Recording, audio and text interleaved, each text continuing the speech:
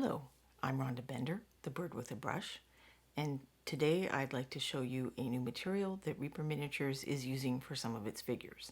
I've seen that people have a lot of questions online, and since I've had the opportunity to paint one recently, I thought I would share both the painted and unpainted versions with you so you can take a look for yourself.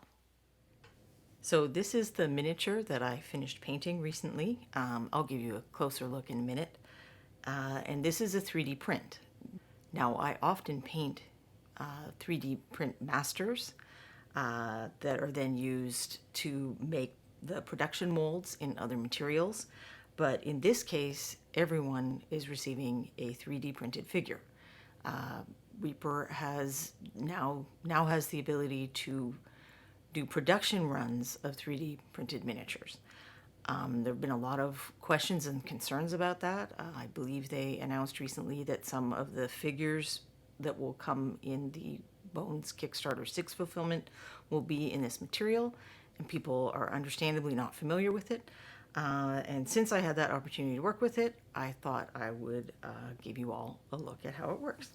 So this is a classic Bones figure. If you've been in one of the Reaper Kickstarters, you're familiar with this. We colloquially call him Sir Forescale, and he is placed next to other figures in photos to give you an idea of the scale. So this is just showing that the figure in question is a normal human-sized figure in gaming scale. Also, it will give us a chance to look at other materials. This is a Bones Black figure from the previous Kickstarter, Bones 5. So it's a harder material. So it's better for these weapons and whatnot than the original Bend to Your Bones material was.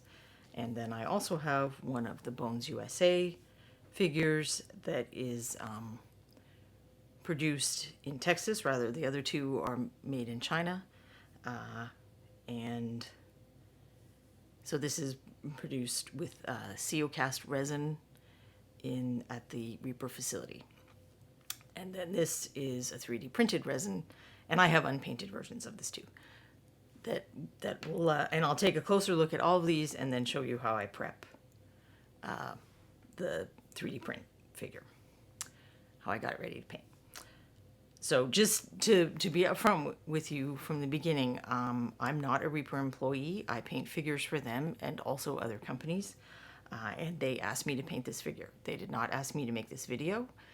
They didn't sponsor it. They didn't solicit it. I let them know that I'm making it, but that was on my own initiative. I'm not being paid or reimbursed. I got the figure for free, and I will be reimbursed for my paint work, but nothing to do with the video is sponsored or sold or anything like that.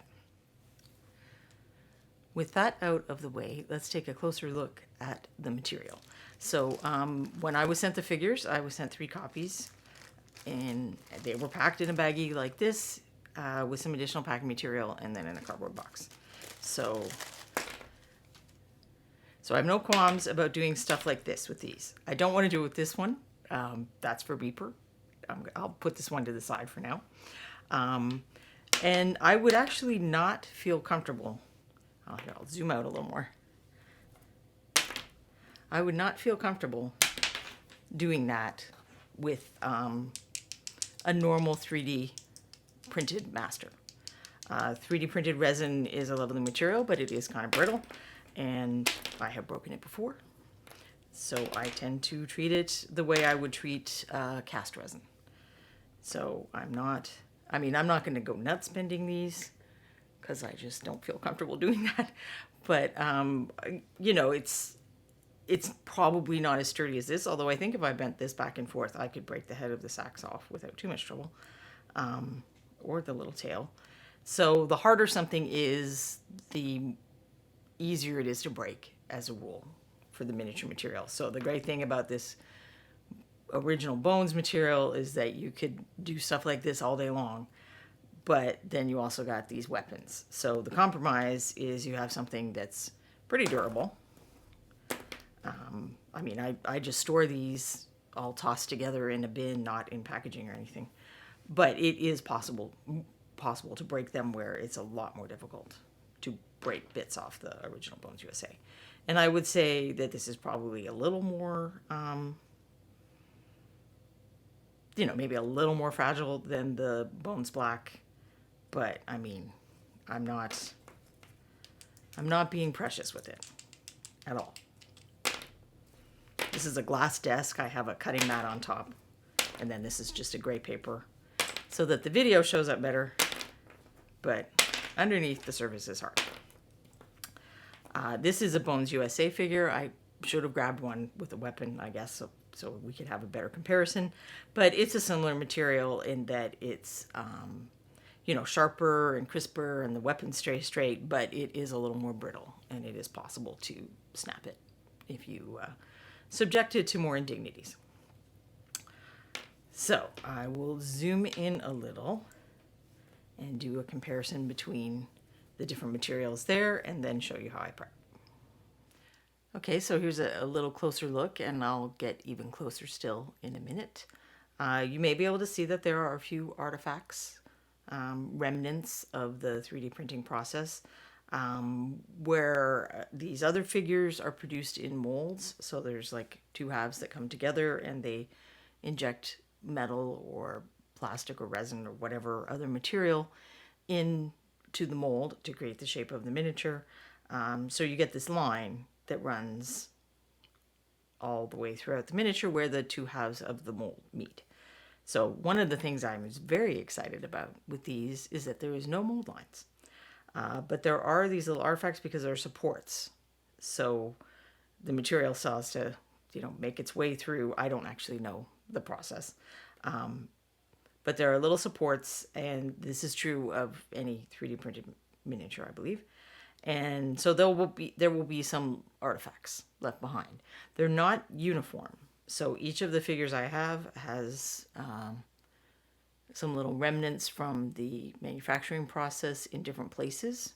But I'll show you closer up, and then I'll show you how I dealt with those. These are like resin, which I find very enjoyable to clean compared to other materials. The soft plastic is challenging and annoying to clean. It can be done, but it's annoying. The Bones Black is a little better. The Bones USA is a lot better. It's very similar to resin as well. They're using the harder seal cast material now, I believe. And this is a fairly new figure. This is Jolie the Scribe. And this is a dragonkin, something like that. I didn't look up the names of the figures before I started doing this. This one is Marina the Overladen henchwoman. So that's the 3D printed one. And you can get a copy to check out yourself by ordering from during the month of February 2023.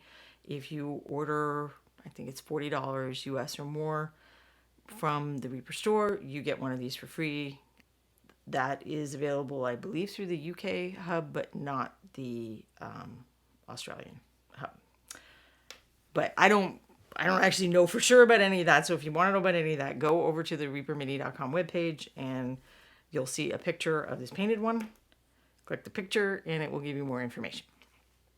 All right, let's take a closer look. Okay, so I'm going to start giving you a closer look at the figure. So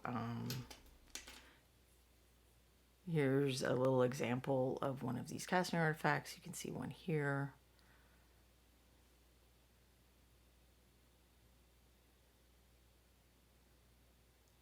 Maybe some others as well. But everything is like really nice and crisp. And surfaces that are supposed to be smooth are smooth. The texture is very nicely detailed. It was pretty easy to paint this rope.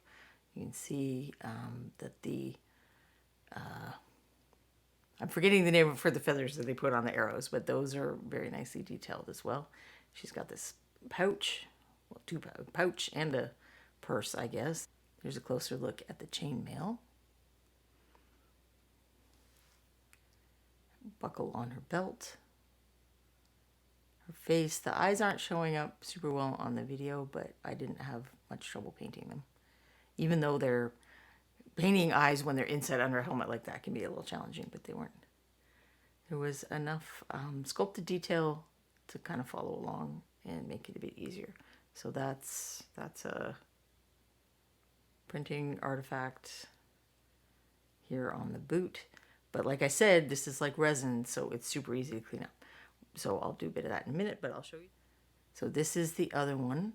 And it does have, I'd started to clean this up, so it actually kind of looks worse right now because I was working on it, and then I decided, since I was in a rush and I had another copy, I chose the other copy.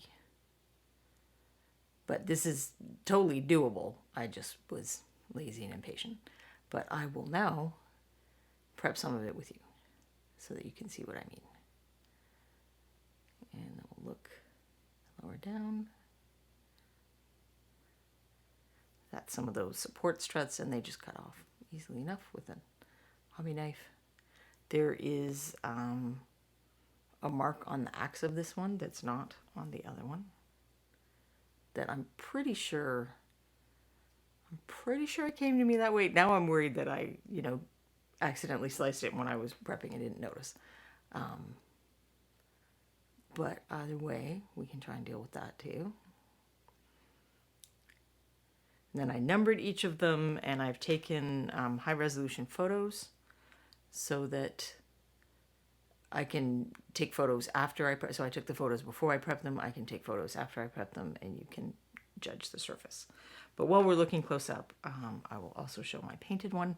Now this isn't going to do the paint any favors. I don't think this camera has the resolution to show off, detailed paint work very well. But you should be able to see the surface that you're not seeing any of those things. And this one had artifacts. I just was able to clean them up. And it was neither a difficult nor a lengthy process. So but there's painted texture, so that isn't because there was anything on the sculpt. I just wanted to try to create the impression of a burlap sack. But there's the rope that painted up nicely. This also is not textured on the sculpt.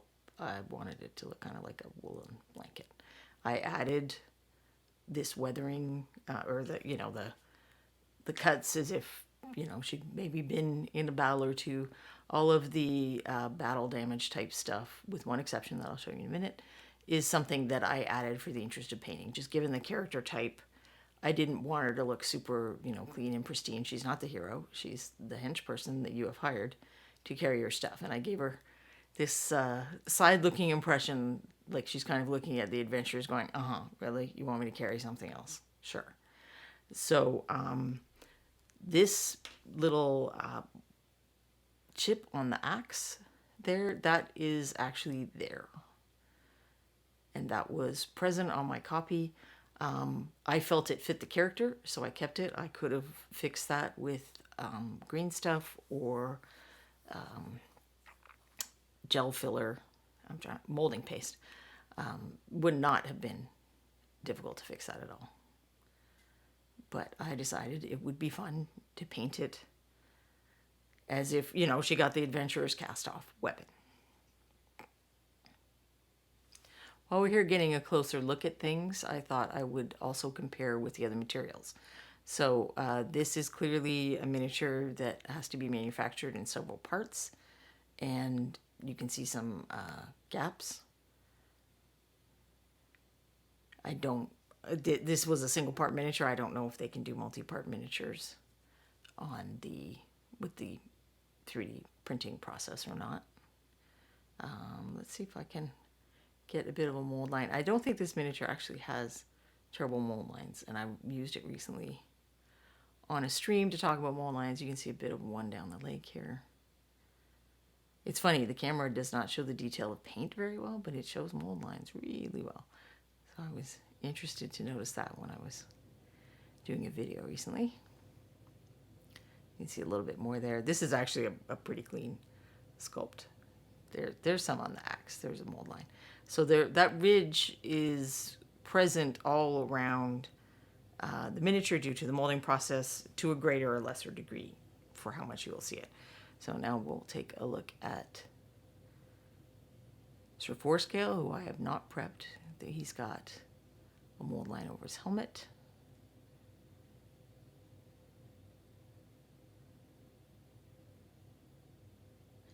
I think there's a bit of one down his arm here.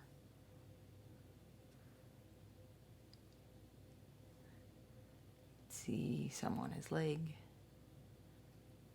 I don't know if you can see on the inside. And they'll go, you know, on the inside of the legs as well. So I don't think I've done any prep on this, so that's an out of the blister example for the 3D production print, an out of the box example of classic bones, and I did just a little bit. I was demonstrating a type of file, so I did a little bit of work on the scales here, but I think right there, I really haven't prepped this one at all either. Now here's Bones USA.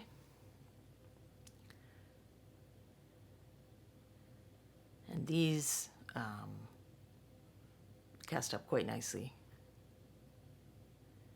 They'll have a mold line as well, but it's easier to get rid of because you can use scraping. And really, Jolie here doesn't seem to have much of that at all. And I took her out of the blister right before I started the video, because I was like, oh, I should show a Bones USA as well. So there's the tag for that. There's the underside of the 3D production print.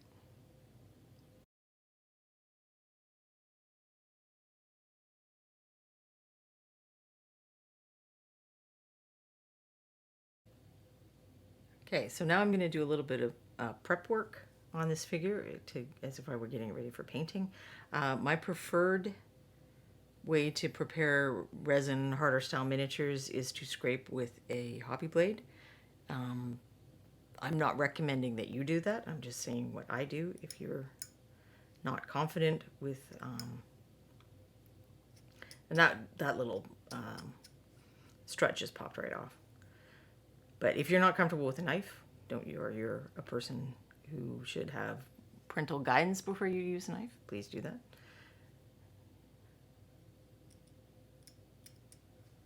Let's see, there's a little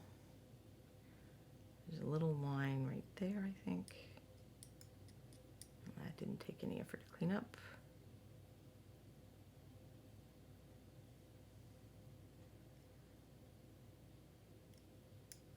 So if I don't like that little bump, it's on the underside of the arm, so I might decide not to care. I just gently scrape towards the bracer. And then now some of the lumps are just going to be the dust from me scraping off the artifacts. It's useful to have a stiff brush to wipe that dust off. Let's look for some other places. So this is another little artifact that just popped right off.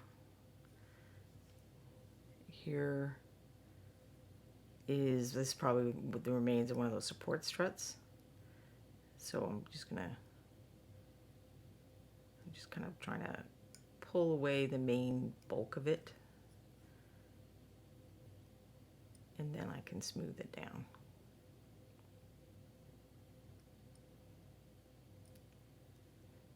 So here I might want to go to the side, so I can kind of scrape next to the edge.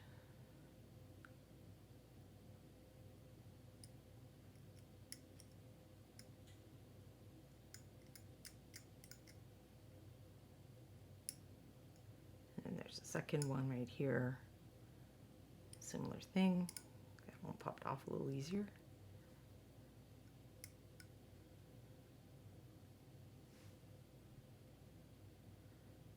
Sorry, I'm trying to keep in view, but it's hard to actually see what I'm doing using a knife and make sure that, since I have it so close up, make sure that I stay in the view angle.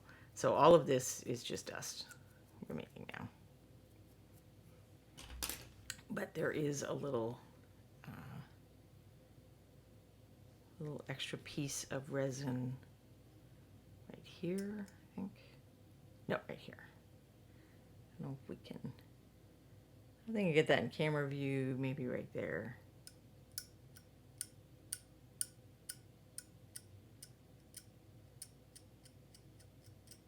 And this is why I like cleaning hard resin style miniatures, because you can make sure that surface is really nice and smooth if you want to. So that one just popped right off.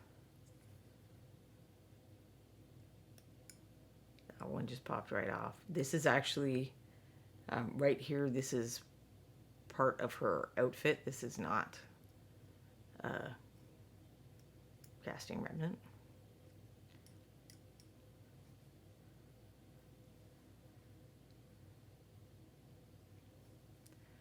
There's a little one right here on the helmet, and that popped right off.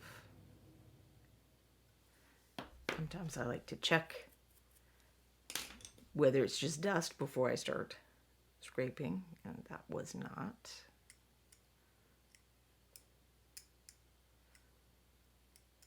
But it also was not a pain to remove. There's just a little one under here. And I had one that didn't have a perfect axe head, and you can see that the other two that I had do have very nice axe heads. I kind of like that the imperfections are not as uniform as a mold line. It's like when you know about mold lines, it's really, once you spot one, it's hard to say it's anything else. Where I could take that little flaw on the axe of the one I painted and paint it as something, and you wouldn't go, oh well, that's just somebody trying to hide a mold line. Most of these are so minor that if you just wanted to, speed paint her to get her on the table, you wouldn't even have to fix it. This is something I would probably fix even if I were doing a speed paint. This is a little support strut. It's in between the edge of the helmet and the top of the shoulder pad, and that just cut right off.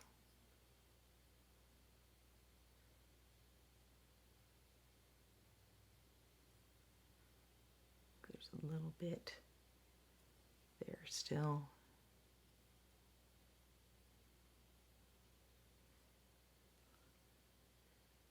But it's really hard to fix it without being able to move the figure around. Like, this would be easy to fix. It's hard to fix on camera because I need to be able to move the figure around and hold it closer to my face and stuff. So that stuff is all just dust. And that's about it. I mean, there might be one or two things that I missed, but that she's ready to go. Now I would, all right, there's a little bit under this purse pouch thing. I would clean this with either dish soap and water and scrub it with a toothbrush, or I also like to dip figures in a little isopropyl alcohol bath, and that's all figures. Soft plastic, hard plastic, metal, resin. Any figure, I believe, needs to be washed before you paint to make sure that the paint adheres to the surface and not to skin grease or anything, mold release, anything during the manufacturing process. So that's number one. Now I'll take a quick look at number two, give you a closer look. So this one does have, she had some artifacts on the face. So the other two that I had did not. This one did. And I had started to clean this up, but I'm lazy, so I just switched to a different figure. Some of this, in fact, is even dust and not even, like, residue from my cleaning it up, and not even that much of an issue.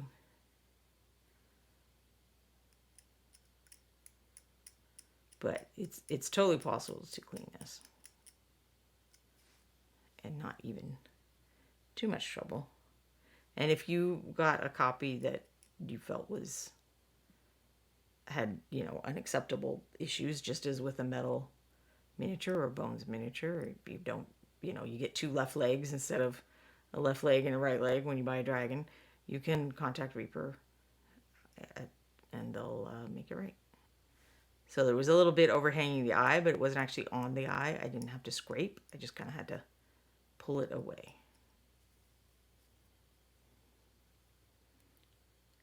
I'll see if I can hold it there and do this. It's kind of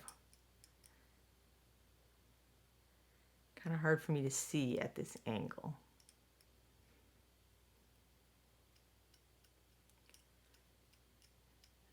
So it looks pretty bad on my screen. It actually looks worse than it does in person.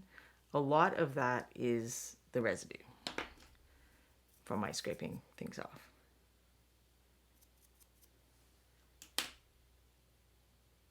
It's not all the residue because I haven't finished yet, but a lot of it is.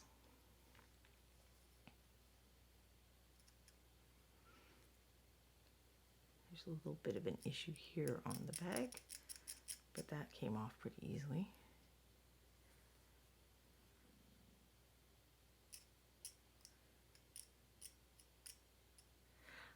I'm just going to take a second off camera to finish up the face so that I can actually see it, and then I'll put a coat of paint over it so that you can see that whether or not I was able to smooth it all out.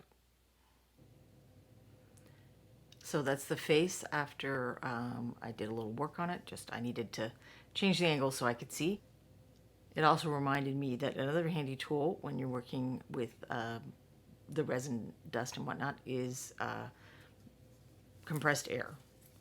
So I like to spritz the miniatures with that. It's also handy to get off dust when you're trying to take photographs or if your miniatures have been sitting in a cabinet for a while. All right, so I'm going to do a little more prep on this, and then I'll put a coat of paint on the face so you can take a look at that. These are some of those support struts.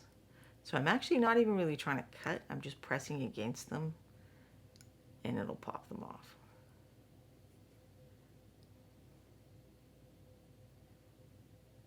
It does have, this cast does have the same supports on the bow that the other one did, but I already showed you cleaning those up, so I won't take time with this one. There's a mark here through the bow, the quiver, and if I scrape perpendicular to it, I can probably get that smooth.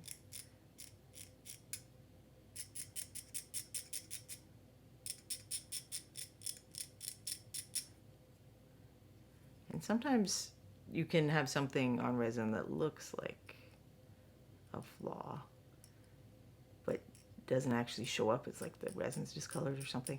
So I was just running the tip of the blade over it. So here, when I run it over here, I can feel that there's something there. And I can't really feel anything here anymore. So I will leave the one side unchanged, and we'll check that with a coat of paint as well.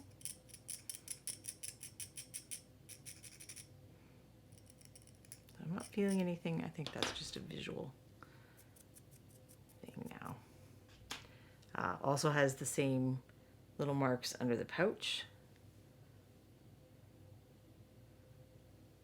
I'm not seeing a lot of other problems. Let me just give it a quick spritz, then we'll take a final look.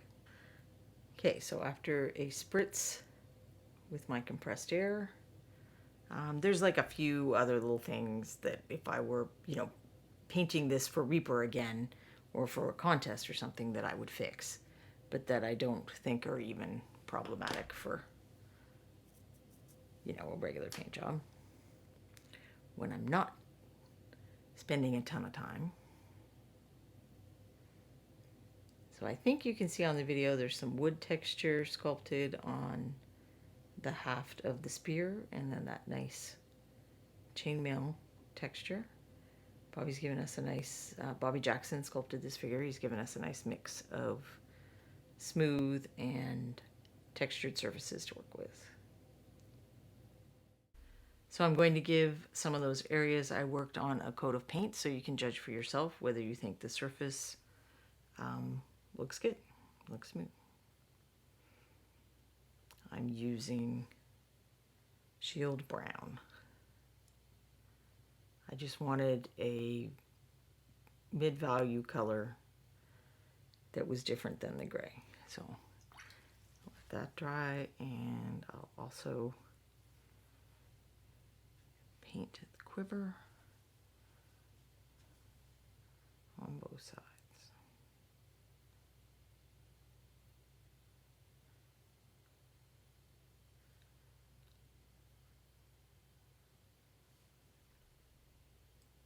And painting something can be A great way to find the mold lines, as many of you probably have already discovered. I'll give that a minute to dry and then come back and show you what it looks like. So the paint has dried now, and I think the face looks great. Don't really see any problems there. And we'll take a look at the quiver. I didn't quite get all of that little ridge off, but it would be easy enough to do. I didn't quite get all of that ridge off, but it would be easy enough to do with just a little more scraping. So I only worked on the left-hand side. I just realized that I ended up using Golden Shadow, one of Reaper's awesome skin colors, instead of the Shield Brown. But I think the color difference is enough that you can still see the lines. I had meant to use something just a little darker. And then just a comparison to my painted figure that I did the same kind of work on. I did prime this figure, and I would recommend priming the 3D production prints and also Bones USA. I do not think it's necessary to prime original Bones or Bones Black based on some stress testing I did years ago. You can read about that on the Reaper forums. If you go to reapermini.com and hit forum, you'll find it as a pinned post in one of the, I think the general and facts section. And you can see pictures of how I tested paint adhesion and a description of the process I used, which included running some figures through the dryer in a box, banging together for a while. So hopefully that gives you a nice up-close look at the material. So I mentioned at the beginning of the video that I took high-res photos of these before I made the video, before I had done any prep on the unpainted ones. So I'm going to go take additional photos and I will add those to the end of the video so that you can take a closer look. And I guess if you have any other questions about my experience painting these new 3D production models, feel free to ask down in the comments. And thanks for watching.